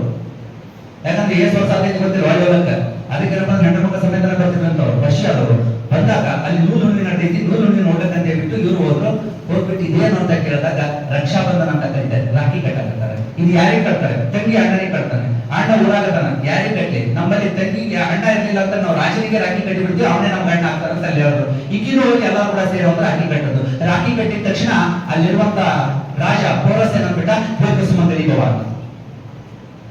ದೀರ್ಘ ಸುಮಂಗಲಿ ಭವ ಅಂತ ಅಂದ್ಬಿಟ್ಟ. ಯಾಕಪ್ಪ ಅಂದ್ರೆ ತಂಗಿಗೆ ಅಣ್ಣ ಮಾಡುವಂತ ಆಶೀರ್ವಾದನೇ ಇದೆ, ದೀರ್ಘ ಸುಮಂಗಲಿ ಭವ ಅಂತ ಹೇಳಿ ಆಶೀರ್ವಾದ ಮಾಡ್ದ. ಮಾರನೇ ದಿನ ಯುದ್ಧ ಪ್ರಾರಂಭ ಆಗೈತಿ. ಪೋರಸ್ ಇಲ್ಲೇ ಸಿಕ್ಕಿದ್ದಾನೆ, ಕೈಯಲ್ಲಿ ಕಡ್ಗ ಇದೆ, ಎದುರಿಸಿದ್ರೆ ತಲೆ ಎದುರು ಹೋಗ್ತೈತಿ, ಕೈಯಲ್ಲಿ ಕಡ್ಗ ಇದೆ ತಗೊಂಡ್ಬರ್ತಾನೆ, ಕೈ ಒಳಗೆ ರಾಖಿ ಕಾಣ್ತೈತಿ. ನಿನ್ನೆ ರಾತ್ರಿ ನೋಡಿದ್ರೆ ದೀರ್ಘ ಸುಮಂಗಲಿ ಭವ ಅಂತಾನ. ಮುಂಚೆನೆ ತಂಗಿನೇನಪ್ಪ ವಿಡಿಯೋ ಮಾಡುವಂತ ಅವಕಾಶ ಸಿಕ್ಕೈತಿ, ಮಾಡ್ತಾನ? ಮಾಡಲ್ಲ. ಅದಕ್ಕೆ ಏನ್ ಮಾಡ, ಕೈಯಲ್ಲಿರುವಂತ ಕತ್ತಿ ಬಿಟ್ಟ. ಅಷ್ಟೊಂದ್ರ ಕಾಜಿತ್ತು, ಆ ಕತ್ತಿ ಎತ್ಕೊಂಡೇನಪ್ಪ ಅಂದ್ರೆ ಅಲೆಕ್ಸಾಂಡರ್ ನಿಂತ. ಅದಕ್ಕೆ ಏನಪ್ಪ ಅಂದ್ರೆ ಇತಿಹಾಸ ಏನ್ ಹೇಳಕತ್ತೈತಿ, ಅಲೆಕ್ಸಾಂಡರ್ ಸೋತ. ಅಲೆಕ್ಸಾಂಡರ್ ಸೋತಿದ್ದ ಅಂತಂದ್ರೆ ತಲೆ ಕಟ್ಟಿ ಸಾಯ್ಬೇಕಾಗಿತ್ತು. ಅಲೆಕ್ಸಾಂಡರ್ಗೆ ಏನ್ ಕೇಳಿದ, ಅಲೆಕ್ಸಾಂಡರ್ ಗೆದ್ದ, ಪೋರಸ್ ಸೋತ ಅಂತ ಹೇಳಿದ್ರಲ್ಲ. ಪೋರಸ್ಗೆ ಪ್ರಶ್ನೆ ಮಾಡ, ನಿನ್ನ ಯಾವ ರೀತಿಯಾಗಿ ನಡೆಸ್ಕೋಬೇಕು, ನಿನ್ನ ಯಾವ ರೀತಿ ನಡೆಸ್ಕೋಬೇಕು? ಎಷ್ಟು ಧೈರ್ಯವಾಗಿ ಹೇಳ್ತಾನೆ ಅಂತಂದ್ರೆ, ನಾನೊಬ್ಬ ರಾಜ, ನನ್ನನ್ನು ರಾಜನಂದನೆ ನೀನು ನಡೆಸ್ಕೋಬೇಕು ಅಂತ ಹೇಳ್ತಾರಲ್ಲ. ಅವರ ಆತ್ಮಸ್ಥೈರ್ಯದವರಿಗೆ ಅಲೆಕ್ಸಾಂಡರ್ ಸೋತ. ನಿಜವಾಗ್ಲೂ ಸೋತಿದ್ದು ಪೋರಸ್ ಅಲ್ಲ, ಅಲೆಕ್ಸಾಂಡರ್ ಸೋತ. ಆದ್ರೆ ನಾವು ಇತಿಹಾಸ ಹೆಂಗ್ ಹೇಳ್ತಿದೆ ಅಂತಂದ್ರೆ ಅಲೆಕ್ಸಾಂಡರ್ ಗೆದ್ದ. ಅಲೆಕ್ಸಾಂಡರ್ ದಿ ಗ್ರೇಟ್ ಅಂತ ಹೇಳ್ತೀವಿ, ದಿ ಗ್ರೇಟ್ ಬ್ರಿಟನ್ ಅಂತ ಹೇಳ್ತೀವಿ. ಅದೇ ದಿ ಗ್ರೇಟ್ ಬ್ರಿಟನ್ ಅಂತ ಕಲ್ಪನೆ ಪಟ್ಟಿದ್ದೆ ಇಂಡಿಯನ್. ಮಹಾಭಾರತ ಅನ್ನುವಂತ ಪುಸ್ತಕದ ಟೈಟಲ್ ಅನ್ನು ನೋಡಿದ ನಂತರ ತಮ್ಮ ದೇಶವನ್ನ ದಿ ಗ್ರೇಟ್ ಬ್ರಿಟನ್ ಅಂತ ಕರೆದುಕೊಂಡ್ರು. The great India Mahabharata. Alexander the great ನಾವು ಹೇಳ್ತೀವಲ್ಲ, ಅಲೆಕ್ಸಾಂಡರ್ ನನ್ನ ಮೀರಿಸಿದಂತ ಹೋರಾಟಗಾರ ನಮ್ಮ ದೇಶದಲ್ಲಿ ಇದ್ದಾರೆ. ಇಡೀ ಜಗತ್ತಿನಲ್ಲಿ ಅತಿ ಹೆಚ್ಚು ದೀರ್ಘಕಾಲ ಆಳ್ವಿಕೆ ಮಾಡಿದಂತ ರಾಣಿ ಯಾರು ಅಂತ ಕೇಳಿದಾಗ ಇವತ್ತು ಹೇಳ್ತೀವಿ, ಕ್ವೀನ್ ವಿಕ್ಟೋರಿಯಾ. ಹೌದಾ? ವಿಕ್ಟೋರಿಯಾ ರಾಣಿ ದೀರ್ಘವಾಗಿ ಆಳ್ವಿಕೆ ಮಾಡಲ್ಲ. ಎಸ್, ಇತಿಹಾಸ ಹೇಳ್ತದೆ ಕ್ವೀನ್ ವಿಕ್ಟೋರಿಯಾ ದೀರ್ಘವಾಗಿ ಆಳ್ವಿಕೆ ಮಾಡಿದ್ರು. ಕ್ವೀನ್ ವಿಕ್ಟೋರಿಯಾನ ಮೀರಿಸಿದಂಗೆ ಸರಿಸುಮಾರು 43-48 ವರ್ಷಗಳ ಕಾಲ ಆಳ್ವಿಕೆ ಮಾಡಿದಂತಹ ಮಹಿಳೆ ಕರ್ನಾಟಕದೊಳಗೆ ಇದ್ದಾರೆ, ಕರ್ನಾಟಕದ ರಾಣಿ. ಅವರ ಹೆಸರವರಿಗೆ ಏನಂತ ಕರೀತಾರೆ ಅಂತಂದ್ರೆ ಕಾಳು ಮೆಣಸಿನ ರಾಣಿ ಅಂತ ಕರೀತಾರೆ. ಕಾರಣ ಅಲ್ಲಿ ಬೆಳೆಯುವಂತ ಕಾಳು ಮೆಣಸನ್ನ ಫಾರಿನ್ಗೆ ಎಕ್ಸ್ಪೋರ್ಟ್ ಮಾಡಿ ಮೊದಲ ಬಾರಿಗೆ ಒಬ್ಬ ರಾಣಿ ವಿದೇಶದೊಂದಿಗೆ ವ್ಯಾಪಾರ ಮಾಡ್ತಾಳೆ ಅಂತಂದ್ರೆ ಲೆಕ್ಕ ಹಾಕ್ರಿ. ಅವಾಗ ಅವಳಲ್ಲಿ ಫಾರಿನ್ ಪಾಲಿಸಿ ಹೆಂಗಿತ್ತು ಅಂತ ಹೇಳ್ಬಿಟ್ಟು, ಯುದ್ಧ ತಪ್ಪಿಸಬೇಕು, ದೇಶವನ್ನು ಉಳಿಸಬೇಕು. ಅವಳ ಹೆಸರು ಚೆನ್ನಭೈರಾದೇವಿ ಅಂತ ಕರಿತೀವಿ. ಗೇರು ಸೊಪ್ಪನ್ನ ತಂದ ನಾಯಕಿ ಚೆನ್ನಭೈರಾದೇವಿ. ನಿಮ್ಗೆ ಗೊತ್ತೈತಿ? ರಾಣಿ ನಾಯಕಿ ದೇವಿ ನಿಮ್ಗೆ ಗೊತ್ತೈತಿ? ಕಡಲ ತೀರದ ರಾಣಿ ಅಬ್ಬಕ್ಕ ಎಷ್ಟು ಮಂದಿ ಗೊತ್ತೈತಿ? ಎಷ್ಟು ಜನ ಗೊತ್ತೈತಿ? ಕಿತ್ತೂರು ಚೆನ್ನಮ್ಮನ ಬಗ್ಗೆ ನಾವು ಉಲ್ಲೇಖ ಮಾಡಿದಾಗ ಹೇಳ್ತಾ ಇದ್ದೀವಿ ಅಲ್ವಾ? ಕೆಳದಿ ಚೆನ್ನಮ್ಮನ ಬಗ್ಗೆ ಎಷ್ಟು ಜನ ಗೊತ್ತೈತಿ? ಶಿವಾಜಿಯ ಮಗನಿಗೆ ಏನ್ ಕೊಟ್ಲು? ಆಶ್ರಯವನ್ನು ಕೊಟ್ಟು. ಎಲ್ಲರೂ ಹೇಳ್ತಾರ ಶಿವಾಜಿಯ ಮಗನಿಗೆ ಆಶ್ರಯವನ್ನು ಕೊಟ್ಟಂದ್ರೆ ಔರಂಗಜೇಬ ಅಲ್ಲಿಂದ ಬರ್ತಾನ. ಬೇಡ, ಅವ್ರ ಜೊತೆ ಯುದ್ಧ ಮಾಡೋ ತಾಕತ್ ನಮಗಿಲ್ಲ, ಆಶ್ರಯ ಕೊಡಬೇಡ ಅಂತ ಹೇಳಿದ್ರೆ ಏನ್ ಹೇಳ್ತಾರೆ? ನೀವು ಬೇಕಾದ್ರೆ ಬಿಟ್ಟೋಗ್ರಿ, ಆದ್ರೆ ಆಶ್ರಯ ಬಯಸಿ ಬಂದವರಿಗೆ ಆಶ್ರಯ ಕೊಡುವುದು ಕನ್ನಡಿಗರ ಗುಣ, ಕನ್ನಡಿಗರ ಕರ್ತವ್ಯ, ಕನ್ನಡಿಗರ ನಿಷ್ಠೆ. ಆ ಕನ್ನಡದ ಕುಲಕ್ಕೆ ನಾನು ಅವಮಾನ ಮಾಡಲಾರೆ. ನಾನು ಬೇಕಾದ್ರೆ ಔರಂಗಜೇಬರೊಂದಿಗೆ ಒಬ್ಬರಿಗೆ ಹೋರಾಟ ಮಾಡ್ತೀನಿ, ಮೊದಲನಿಗೆ ಆಶ್ರಯ ಕೊಡ್ತೀನಿ ಅಂತ ಹೇಳಿದಂತ ಆ ಶ್ರೇಷ್ಠ ಹೆಣ್ಮಗಳು. ಇದರ ಬಗ್ಗೆ ಹಾಗೆ ಕಿತ್ತೂರು ಚೆನ್ನಮ್ಮನು ಕೂಡ ಮಾಡಿದ್ದೇನು ಅಂತಂದ್ರೆ ಅಷ್ಟು ಸುಲಭಕ್ಕೆ ಸುಮ್ಮನೆ ಹೋಗ್ಬೋದಾಗಿತ್ತಲ್ಲ. ಮಲ್ಲಸರ್ಜನನ್ನ ಮೋಸ ಮಾಡಿದ್ರು, ಶಿವಲಿಂಗ ದುರ್ಗ ಸರ್ಜನನ್ನ ಮೋಸ ಮಾಡಿದ್ರು. ಕೊನೆಗೆ ಇವರ ಮೋಸಕ್ಕೆ ಮತ್ತೆ ಎಷ್ಟೊಂದು ಬಲಿಯಾಗಿ, ಬರಿ ಏನಪ್ಪಾ ಅಂದ್ರೆ ರೊಕ್ಕ ಕೊಟ್ಟು ಆರಾಮಾಗಿ ಇರಬೇಕು. ಬಹಳಷ್ಟು ಜನ ಆ ಇತಿಹಾಸದ ಪುಟಗಳಂತೆಗೆ ಬಹಳಷ್ಟು ಜನ ಏನಾಗಿದ್ದಾರೆ ಅಂತಂದ್ರೆ ಸೇಫ್ ಆಗಿ ಇರ್ಬೇಕು ಅನ್ನೋ ಕಾರಣಕ್ಕಾಗಿ ಅವ್ರಿಗೆ ಕಪ್ಪ ಕಾಣಿಕೆ ಒಪ್ಸೋದು, ನೀ ನಮ್ಮ ಅಪ್ಪಿದ್ದ ನಾನು ಕಪ್ಪ ಕಾಣಿಕೆ ಒಪ್ಸೋದು, ನೀ ನಮ್ಮ ಅಪ್ಪಿದ್ದ ನನಗೆ ಏನು ಮಾಡಬೇಡ ಅಂತ. ನೋಡ್ರಿ, ಶಿವಾಜಿ ಕಪ್ಪ ಕಾಣಿಕೆ ಕೊಡೋದಕ್ಕೆ ವಿರೋಧಿಸ್ತಾನೆ. ಶಿವಾಜಿ ಏನಪ್ಪಾ ಅಂದ್ರೆ ಸಾಮಂತಿಗೆಯನ್ನು ಒಪ್ಕೊಳ್ಳಬೇಕು, ಏನಪ್ಪಾ ಅಂದ್ರೆ ಔರಂಗಜೇಬನಿಗೆ ಯುದ್ಧ ಮಾಡಬೇಕು. ಎಷ್ಟು ವಿಚಿತ್ರ ನಡೀತೈತೆ ಅಂದ್ರೆ ಶಿವಾಜಿಗೆ ಶತ್ರುಗಳು ಬಿಜಾಪುರ ಸುಲ್ತಾನರಾಗಬೇಕಾಗಿತ್ತು. ಬಿಜಾಪುರ ಸುಲ್ತಾನ ಅಡ್ಡೆ ಆಗಲ್ಲ, ದೆಹಲಿ ಸಿಂಹಾಸನದಲ್ಲಿ ಕೂತ್ಕೊಂಡು ಆಳ್ವಿಕೆ ಮಾಡ್ತಾ ಇದ್ದಂತ ಔರಂಗಜೇಬ ಜೊತೆಗೆ ತನ್ನತಾನ. ಯಾಕ? ಎಲ್ಲಿ ಸ್ವಾಭಿಮಾನ ಇರ್ತೈತಿ, ಎಲ್ಲಿ ಸ್ವಾಭಿಮಾನ ತಲೆ ಎತ್ತಿ ನಿಲ್ತೈತಲ್ಲ, ಶತ್ರುಗಳು ಒಂದೇ ಕಡೆ ಹುಟ್ಟಲ್ಲ, ಸುತ್ತಲೂ ಹುಡ್ತಾರೆ. ಬೇಕಾದಲ್ಲಿ ನೋಡಿ ನೀವು, ಕೇವಲ ಇದು ಇತಿಹಾಸದ ವಿಚಾರ ಅಷ್ಟೇ ಅಲ್ಲ, ವಾಸ್ತವದಲ್ಲಿ ನೋಡ್ರಿ, ಸಿನ್ಸಿಯರ್ ಆಗಿರುವಂತ ವ್ಯಕ್ತಿ, ಯಾರಿಗೂ ತಲೆ ಬಾಗದೇ ಇರುವಂತ ವ್ಯಕ್ತಿ, ಯಾರಿಗೂ ಕೇರ್ ಮಾಡದೆ ತನ್ನ ನೀತಿಯನ್ನು ಕರೆಕ್ಟ್ ಆಗಿ ಪಾಲಿಸುವಂತ ವ್ಯಕ್ತಿ, ಅವರನ್ನ ಎಷ್ಟು ಜನ ಲೈಕ್ ಮಾಡ್ತಾರೆ? ವಿರೋಧಿಗಳೇ ಜಾಸ್ತಿ ಇರ್ತಾರೆ. ಯಾಕ? ನಾವು ಕರೆಕ್ಟ್ ಅದನ್ನ ನೆನಪಲ್ಲಿ ಇಲ್ಲಿ ಏನ್ ಹೇಳ್ತೈತಿ, ಇತಿಹಾಸ ಏನ್ ಹೇಳ್ತೈತಿ ಗೊತ್ತು? ಯಾವ ಮಳಿ ನೇರವಾಗಿರ್ತೈತಲ್ಲ ಅದೇ ಮಳಿನೇ ಬಾಡಿ ಹೊಡಿತಾರೆ. ಮಳಿ ಯಾವ ನೇರವಾಗಿರ್ತೈತಲ್ಲ ಆ ಮಳೆಗೆ ಗಾಡಿ ಹೊಡಿತಾರ, ಟೆಂಟ್ ಆಗಿರುವಂತ ಮಳೆಗೆ ಯಾರು ಹೊಡೆಯಲ್ಲ. ಯಾರು ಹತ್ರ ತತ್ರ ಇದಾರೆ, ಯಾವ ಸಿಗ್ನಲ್ ಅಡ್ಜಸ್ಟ್ಮೆಂಟ್ ಮಾಡ್ಕೊಂಡಿರ್ತಾರ, ಅವ್ರಿಗೆ ಯಾರು ಏನು ಮಾಡಲ್ಲ. ಯಾರು ನೇರವಾಗಿ ತಗೊಳ್ತೀನಿ ಅಂತಾರಲ್ಲ ಅವರನ್ನ ಜಗತ್ತು ಸುಮ್ಮನೆ ಬಿಡಲ್ಲ. ಇದು ಇತಿಹಾಸ, ಇದು ಜನಮನ ಸಾಕ್ಷಿ. ಯಾಕಂದ್ರೆ ಸುತ್ತಮುತ್ತ ಇರುವಂತ ಸಾಮಂತರೆಲ್ಲರೂ ಕೈ ಕಟ್ಕೊಂಡು ತ್ಯಾಕ್ರೆಯನ್ನ ಒಪ್ಕೊಂಡ್ಬಿಟ್ರು. ದತ್ತು ಮಕ್ಕಳಿಗೆ ಹಕ್ಕಿಲ್ಲ. ಯಾರೇ ದತ್ತು ಮಕ್ಕಳಿಗೆ ಹಕ್ಕಿಲ್ಲ ಅಂತ ಹೇಳ್ಬಿಟ್ಟು ಆದೇಶ ಕೊಡೋದು ಯಾರು? ಬ್ರಿಟಿಷರು. ಅವ್ರ ಆದೇಶ ನಾವೇ ಪಾಲನೆ ಮಾಡಬೇಕು. ಆಕಿ ಡೈಲಾಗ್ ಹೊಡಿಬೇಕಂತ ಹೇಳೋದಿಲ್ಲ. ಮುಂಬೈ ತಿನ್ನೋದಕ್ಕೆ ಅವಕಾಶ ಮಾಡಿ ತಪ್ಪಿಗಾಗಿ ನಿಮಗೆ ಪೂಜೆಯನ್ನು ಬೇರೆ ಕೊಡಬೇಕು ಅಂತ ಅವ್ರಿಗೆ ಬದುಕಿಯಿಂದ ಬಿಟ್ಟಿದ್ದು. ಬ್ರಿಟಿಷರು ಭಾರತ ದೇಶಕ್ಕೆ ಬರುವಾಗ ಏನ್ ಕೇಳ್ಕೊಂಡು ಬಂದಾರ? ಭಾರತ ದೇಶಕ್ಕೆ ಏನಂತ ಕೇಳ್ಕೊಂಡು ಬಂದಾರ? ವ್ಯಾಪಾರ ಮಾಡ್ತೀನಿ, ಅದನ್ನು ಏನು ಸಾಂಬಾರ ಪದಾರ್ಥವನ್ನ. ಒಬ್ಬ ಭಾರತಕ್ಕೆ ಬಂದ ವಾಸ್ಕೋ ಡಿ ಗಾಮ ಭಾರತ ದೇಶಕ್ಕೆ ಬಂದ, ಭಾರತ ದೇಶದಲ್ಲಿ ಯಾವುದೋ ಖಾನಾವಳಿಗಳು ಊಟ ಮಾಡ್ದ, ಚಲೋ ಸಾಂಬಾರ್ ಇತ್ತು, ತಿಂದ, ಕೈ ಸ್ಮೆಲ್ ನೋಡ್ದ, ಕ್ಯಾ ಬಾತ್ ಭಾರಿ ಸ್ಮೆಲ್ ಹೊಡಿಲಿಕ್ಕೆ ಅದು ಕೈನೇ ತೊಳ್ಕೊಳ್ಳಿಲ್ಲ. ಅವ್ರ ದೇಶಕ್ಕೆ ಹೋಗೋದ್ರ ವಾಸನೆ ನೋಡ್ಕೊತ ಹೋದ. ಬರೀ ತಾನಷ್ಟೇ ಮಾಡಿಲ್ಲ, ಆ ದೇಶದ ಬಗ್ಗೆ ಅಂತಾನೆ ಭಾರತ ಅನ್ನೋ ಒಂದು ದೇಶಕ್ಕೆ ಹೋಗಿದ್ದೆ, ಅಲ್ಲಿ ಎಂತ ಸಾಂಬಾರ್ ಪದಾರ್ಥ ಇತ್ತು, ಇಲ್ಲಿ ತನಕ ನನ್ ಕೈ ಸ್ಮೆಲ್ ಹೋಗಿಲ್ಲ, ತಗೊಂಡು ಇನ್ವೆಸ್ಟ್ ನೋಡಂತಲ್ಲ. ಸಾಂಬಾರ ಪದಾರ್ಥದ ವಾಸಿಗೆ ನಾಯಿಯಂತೆ ಮೂಸಿಕೊಂಡು ಬಂದಂತ ಬ್ರಿಟಿಷರು ಭಾರತ ದೇಶದಲ್ಲಿ ಆಳ್ವಿಕೆ ಮಾಡಕ್ಕೆ ನಿಲ್ತಾರೆ ಅಂದ್ರೆ ಅದಕ್ಕೆ ಕಾರಣ ಯಾರು? ಕ್ಲಾಸಿಕ್ ಅದನ್ನ ನಿಮ್ಗೆಲ್ಲ ನೆನಪೈತಿ. ಕ್ಲಾಸಿಕ್ ಅದನ್ನ ಯಾರ್ಯಾರು ಬಂದಿದ್ದೇವೆ ನಡೀತಿ? ಕ್ಲಾಸಿಕ್ ಅದನ್ನ ಸಿರಾಜುದ್ದ ಮತ್ತು ರಾಬರ್ಟ್ ಕ್ಲೈವ್ ನಡೀತಿ. ಹೌದಲ್ಲ? 1857ರ ಸ್ವಾತಂತ್ರ್ಯ ಸಂಗ್ರಾಮಕ್ಕಿಂತ ಪೂರ್ವದಲ್ಲಿ ನಡೆದಿರುವಂತದ್ದು, ಒಂದು 100 ವರ್ಷಗಳ ಮೊದಲು ನಡೀತೈತಿ. ಹೌದಾ? ಆ ಯುದ್ಧದಲ್ಲಿ ಕ್ಲಾಸಿಕ್ ಕದನದಲ್ಲಿ ಸಿರಾಜುದ್ದ ಮತ್ತು ರಾಬರ್ಟ್ ಕ್ಲೈವ್ ನಡುವೆ ಯುದ್ಧ ನಡೀತೈತಿ. ನಾಳೆ ಯುದ್ಧ ಅಂದ್ರೆ ಇವತ್ತಿನ ದಿನ ಏನಾಗ್ತೈತೆ ಅಂದ್ರೆ ಯುದ್ಧ ಭೂಮಿಯಲ್ಲಿ ಬೀಳ್ಬಿಟ್ಕೊಂಡಿರ್ತಾರೆ. ಯುದ್ಧ ಭೂಮಿಯಲ್ಲಿ ಬೀಳ್ಬಿಟ್ಕೊಂಡಿರ್ತಾರೆ. ಒಂದಿಷ್ಟು ಜನ ಅಲ್ಲಿ, ಒಂದಿಷ್ಟು ಜನ ಇಲ್ಲಿ, ಒಂದಿಷ್ಟು ಜನ ಇಲ್ಲಿ, ಒಂದಿಷ್ಟು ಜನ ಇಲ್ಲಿ, ಹಿಂಗೆ ಸಪರೇಟ್ ಕೂತ್ಕೊಂಡು ಬೆಂಕಿ ಕಾಸ್ಕೊಂಡು ಕೂತಿದ್ದಾರೆ ಯುದ್ಧ ಭೂಮಿಯಲ್ಲಿ. ರಾಬರ್ಟ್ ಕ್ಲೈವ್ ಕೇಳ್ತಾನೆ, ಅವರೆಲ್ಲ ಯಾರು, ಅವ್ರು ಯಾಕೆ ಹಂಗೆ ಕೂತಿದ್ದಾರೆ? ಅದಕ್ಕೆ ಅವನು ಹೇಳ್ತಾನೆ, ಇವರು ಈ ಮಂದಿಯವರು, ಇವರು ಈ ಮಂದಿಯವರು, ಇವರು ಈ ಮಂದಿಯವರು, ಇವರು ಈ ಮಂದಿಯವರು, ಇವರು ಈ ಜಾತಿಯವರು, ಇವರು ಈ ಜಾತಿಯವರು, ಇವರು ಈ ಧರ್ಮದವರು, ಇವರು ಈ ಧರ್ಮದವರು. ಮತ್ತೆ ಅವ್ರು ಯಾಕೆ ಒಟ್ಟಿಗೆ ಕೊಡಲ್ಲ? ಅವ್ರ ಒಟ್ಟಿಗೆ ಯಾವತ್ತೂ ಕೊಡೋದು ಸಾಧ್ಯನೇ ಇಲ್ಲ. ನಾವು ರಾತ್ರಾದ್ರೇನೆ ಯುದ್ಧ ಘೋಷಣೆ ಆಗೋದಕ್ಕಿಂತ ಮುಂಚೆನೆ ನಾನು ಗೆದ್ದಿದ್ದೀನಿ ಅಂತ ಘೋಷಣೆ ಮಾಡ್ತಾನೆ ರಾಬರ್ಟ್ ಕ್ಲೈವ್. ನಾನು ಗೆದ್ದಿದ್ದೀನಿ ಅಂತ ಘೋಷಣೆ ಮಾಡ್ತಾನೆ. ಯಾಕೆ ಗೆದ್ದವ ಅಂತ ಕೇಳೋದು ಹೇಳ್ತಾನೆ, ಯಾರು ಒಂದೇ ಪಂಕ್ತಿಯಲ್ಲಿ ಕುಳಿತುಕೊಂಡು ಊಟ ಮಾಡುವುದಕ್ಕೆ ಸಾಧ್ಯವಿಲ್ಲ, ಅವರು ಒಂದೇ ಜಾಗದಲ್ಲಿ ನಿಂತ್ಕೊಂಡು ಯುದ್ಧ ಮಾಡೋದಕ್ಕೂ ಸಾಧ್ಯ ಇಲ್ಲ ಅಂತ ಹೇಳ್ಬಿಟ್ಟು ನಿರ್ಧಾರ ಮಾಡ್ದ. ಅದನ್ನೇ ಡಿವೈಡ್ ಅಂಡ್ ರೂಲ್ ಪಾಲಿಸಿ ಅಂತ ಹೇಳ್ಬಿಟ್ಟು ನಾವು ಕರಿತೀವಿ, ಒಡೆದು ಆಳುವ ನೀತಿ ಅಂತ ಹೇಳ್ಬಿಟ್ಟು. ಸೀದಾ ಏನು ಮಾಡಲಿಲ್ಲ, ರಾತ್ರಿ ಸಿರಾಜುದ್ದ ಪಕ್ಷದಲ್ಲಿ ಇದ್ದವ್ರನ್ನೆಲ್ಲರನ್ನ ಖರೀದಿ ಮಾಡ್ಕೊಂಡ್ಬಿಟ್ಟ. ಈಗ ರಾಜಕಾರಣಿಗಳು ಅಧಿಕಾರ ಬೇಕು ಅಂತಂದ್ರೆ ಕುದುರೆ ವ್ಯಾಪಾರ ಮಾಡ್ತಾರಲ್ಲ, ಹಂಗೆ ರಾತ್ರಿ ಖರೀದಿ ಮಾಡಿಬಿಟ್ಟ. ಮಾರನೇ ಯುದ್ಧದೊಳಗೆ ಸಿರಾಜುದ್ದ ಸೋತ. ಸಿರಾಜುದ್ದ ಸೋತ ನಂತರದಲ್ಲಿ ಅವರ ಸೈನ್ಯ ಕಲ್ಕತ್ತಾದ ರಾಜಬೀದಿಯಲ್ಲಿ ಹೊರಟೈತಿ, ಬೆಂಗಾಲದ ರಾಜಬೀದಿಯಲ್ಲಿ ಹೊರಟೈತಿ. ಸಾವಿರಾರು ಜನ ಭಾರತೀಯರು ನಿಂತ್ಕೊಂಡು ಏನ್ ಮಾಡ್ತಿದ್ದಾರೆ? ಹೂ ಹಾಕಕತ್ತಾರೆ. ಇವತ್ತಿಗೂ ಕೂಡ ರಾಬರ್ಟ್ ಕ್ಲೈವ್ ಬರೆದಿರುವಂತ ಡೈರಿ ಲಂಡನ್ ಮ್ಯೂಸಿಯಂ ನಲ್ಲಿ ಇದೆ. ಈ ವಿಚಾರ ಆ ಡೈರಿ ಒಳಗೆ ಉಲ್ಲೇಖ ಆಗಿದೆ.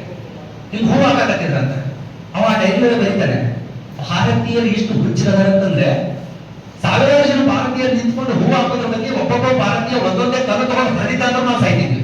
ಕಾರಣ ನಮ್ಮ ಸೈನ್ಯದವರು ಉಳಿದಿದ್ದ 300 ಮಂದಿ. 300 ಮಂದಿ ಸೈನಿಕರಿಗೆ ಅಭಿಮಾನದಿಂದ ಅಲ್ಲಿರುವಂತ ಸಾವಿರಾರು ಜನ ಹೂ ಹಾಕಕತ್ತಾರ. ಯಾಕೆ ಹಂಗ ಮಾಡಿದ್ರು ಅಂತ ಕೇಳಿದ್ರೆ, ಭಾರತೀಯರಿಗೆ ಒಂದು ತಪ್ಪೇನಿದೆ, ಭಾರತೀಯರ ಕೈಯಲ್ಲಿ ಒಂದು ಕಲ್ಲು ಕೊಟ್ಟು ಮತ್ತೊಬ್ಬ ಕಲ್ಲು ಹೋಗಿಸ್ಬೇಕು, ಹಂಗೆ ಹೋಗಲ್ಲ. ಇವತ್ತಿಗೂ ಕೂಡ ಆ ಕಾರಣದಿಂದಾಗಿನೇ ಅವತ್ತು ಬ್ರಿಟಿಷರ ಬೂಟು ಕಾಲುಗಳು ನಮ್ಮನ್ನ ಒದಿತಾ ಇದ್ರು. ಇವತ್ತು ಅದೇ ಬ್ರಿಟಿಷರ ಬೂಟುಗಳನ್ನ ಹಾಕೊಂಡಿರುವಂತ ಭಾರತೀಯರ ಕಾಲುಗಳು ನಮ್ಮನ್ನ ಒದಿತಾ ಇದ್ದಾವೆ, ತುಳಿತಾ ಇದ್ದಾವೆ. ನಮ್ಮನ್ನ ತುಳಿತಾ ಇರೋರು ನಮ್ಮವರೇ ಅಂತ ಕಲ್ಸ್ಕೊಂಡಿರುವಂತ ಭಾರತೀಯ ಬ್ರಿಟಿಷರು ತುಳಿಲಿಕ್ಕಿದ್ದಾರೆ. ಇದನ್ನ ಅರ್ಥ ಮಾಡ್ಕೋಬೇಕು. ಅದು ಎಲ್ಲಿಂದ ತಿಳಿದಿದ್ದು? ಕಿತ್ತೂರು ಇತಿಹಾಸ ಓದಕ್ಕೆ ತಿಳಿತೈತಿ. ಕಿತ್ತೂರು ಇತಿಹಾಸದೊಳಗೆ ಏನ್ ನಡೆದಿತ್ತಲ್ಲ ಅದು ಈಗಲೂ ನಡೀಲಿಕ್ಕೈತಿ. ಇವತ್ತಿಗೂ ಕೂಡ ನಮ್ಮ ಪಕ್ಕದಲ್ಲೇ ಮಲ್ಲಪ್ಪ ಶೆಟ್ಟಿನೂ ಇದ್ದಾರೆ, ವೆಂಕಣ್ಣನ ಇವತ್ತು ನಮ್ಮ ಮಕ್ಕಳೇ ಇದ್ದಾರೆ. ಅದು ನಮ್ಗೆ ಅರ್ಥ ಆಗ್ತಾ ಇಲ್ಲ. ಕಾರಣ ಏನು ಅಂತಂದ್ರೆ, ಪ್ರತಿಯೊಬ್ಬರು ನಮ್ಮ ಜೊತೆಯಲ್ಲಿ ಇದ್ದಾರೆ ಅಂತ ನಾವು ಅನ್ಕೊಂಡಿದೀವಿ, ಜೊತೆಯಲ್ಲಿ ಎತ್ಕೊಂಡು ಏನ್ ಮಾಡ್ತಿದ್ದಾರೆ? ಮೋಸ ಮಾಡ್ತಿದ್ದಾರೆ. ಇದು ನಮ್ಮ ವ್ಯವಸ್ಥೆ. ಈ ವ್ಯವಸ್ಥೆಯಲ್ಲಿ ನೋಡಿ, ಇವತ್ತು ನಮ್ಮನ್ನು ಹೊಡೆದಾಡ್ತಾ ಇರೋರು ಯಾರು? ಇವತ್ತು ನಮ್ಮನ್ನ ಹೊಡೆದಾಡ್ತಾ ಇರೋರು ಯಾರು? ವೈಟ್ ಕಾಲರ್ ಸ್ಕೌಂಡರ್ಸ್ ಗಳು ಆಡ್ತಾ ಇದ್ದಾರೆ. ಯಾಕಂದ್ರೆ ನಾವು ಇವತ್ತು ಅವಕಾಶ ಮಾಡಿಕೊಟ್ಟಿದ್ದೀವಿ. ಈ ದೇಶವನ್ನ ಆಡಬೇಕಂತಂದ್ರೆ ಮಾಡ್ತಾರೆ. ಮಲ್ಲಪ್ಪ ಶೆಟ್ಟಿನ ವೆಂಕಣ್ಣನ ಎಲ್ಲಿಯವರು? ಕಿತ್ತೂರಿನವರು. ಕಿತ್ತೂರಿನಲ್ಲಿರುವಂತಹ ಇಬ್ಬರನ್ನ ಜೊತೆಗೆ ತಗೊಂಡ್ ಬರ್ತಾರೆ. ಜೊತೆಗೆ ತಗೊಂಡು ಏನ್ ಹೇಳ್ತಾರಂತಂದ್ರೆ, ನಿನಗೆ ಏನ್ ಬೇಕು ನಾನು ಅದನ್ನ ಕೊಡ್ತೀನಿ, ನೀನೇನೇ ಮಾಡು ಅಂತ ಹೇಳೋದು. ಇವಾಗ ಬಂದ ಸಗಣಿ ಅಡಿ ಸೇರಿಸಿದ್ರು. ಎಲ್ಲಿ ಸೇರ್ಸಾಕತ್ತಿದ್ದಾರೆ? ತನ್ನ ಸಂಸ್ಥಾನ ಹಾಳಾಗ್ತೈತಿ, ತನ್ನ ಸಂಸ್ಥಾನ ಮತ್ತೊಬ್ಬರ ಕೈಯಾಗ ಹೋಗ್ತೈತಿ ಅಂತ ಗೊತ್ತಿದ್ದು ಕೂಡ ದುಡ್ಡಿನ ಆಶೆಗೆ ಏನ್ ಮಾಡಿದ್ರು? ಬಲಿಯಾದ್ರು. ಇವತ್ತು ನಾವು ಮಾಡ್ತಾ ಇರೋದೇನು? ಅಧಿಕಾರದ ಆಸೆಗೆ, ದುಡ್ಡಿನ ಆಸೆಗೆ ನಮ್ಮ ಧರ್ಮವನ್ನ ಬಿಡ್ತಾ ಇದೀವಿ, ನಮ್ಮ ಸಂಸ್ಕಾರವನ್ನ ಬಿಡ್ತಾ ಇದೀವಿ, ನಮ್ಮ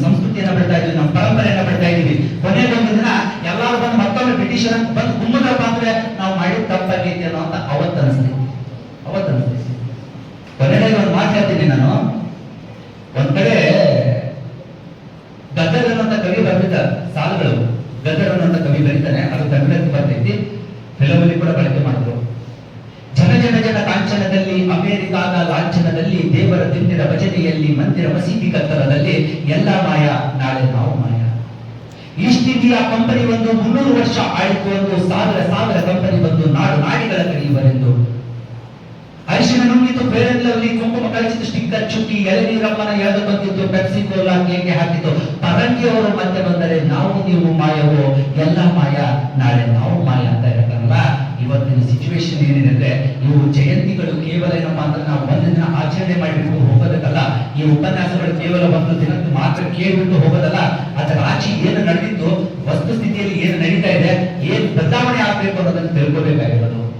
ಎಲ್ಲರೂ ಕಿತ್ತೂರು ಚೆನ್ನಮ್ಮಾಗೋದಕ್ಕೆ ಸಾಧ್ಯ ಇಲ್ಲ, ಎಲ್ಲರೂ ಸಂಗೊಳ್ಳಿ ರಾಯಣ್ಣ ಆಗೋದಕ್ಕೆ ಸಾಧ್ಯ ಇಲ್ಲ.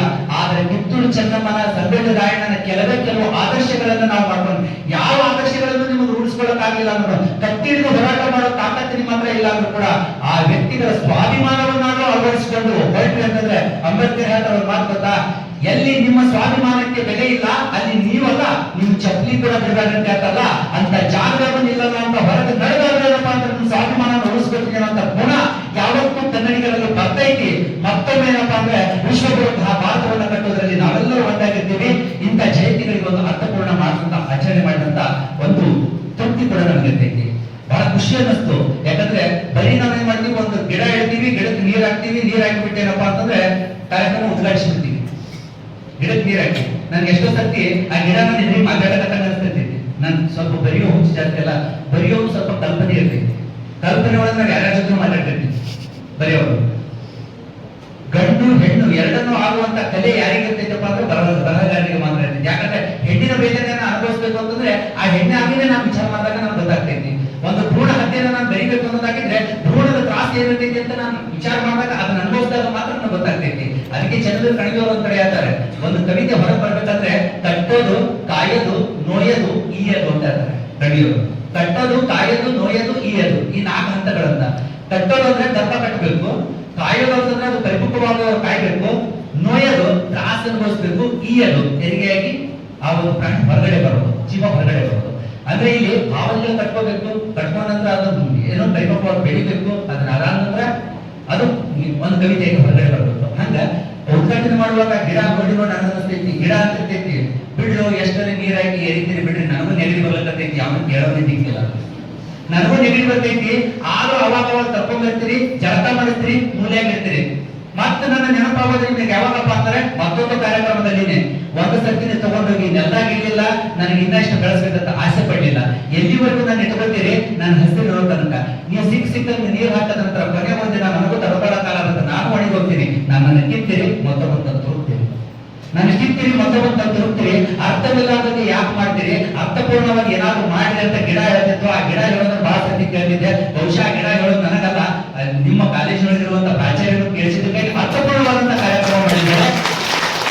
ಈ ಅರ್ಥಪೂರ್ಣ ಕಾರ್ಯಕ್ರಮದಲ್ಲಿ ಉಪಸ್ಥಿತರಿದ್ದು ಇದೊಂದು ಕಾರ್ಯಕ್ರಮ ಯಶಸ್ಸುಗೊಳಿಸುತ್ತೆ. ಹಾಗಾಗಿ ಕೂಡ ಫುಲ್ ನಮ್ಮ ಕಪಾಲಿ ಸರ್ ಜೋಡಿ, ಕಪಾಲಿ ಸರ್ ಅಂದ್ರೆ ನಮ್ಮಲ್ಲಿ ಆಕ್ಟಿವ್ ಪರ್ಸನ್.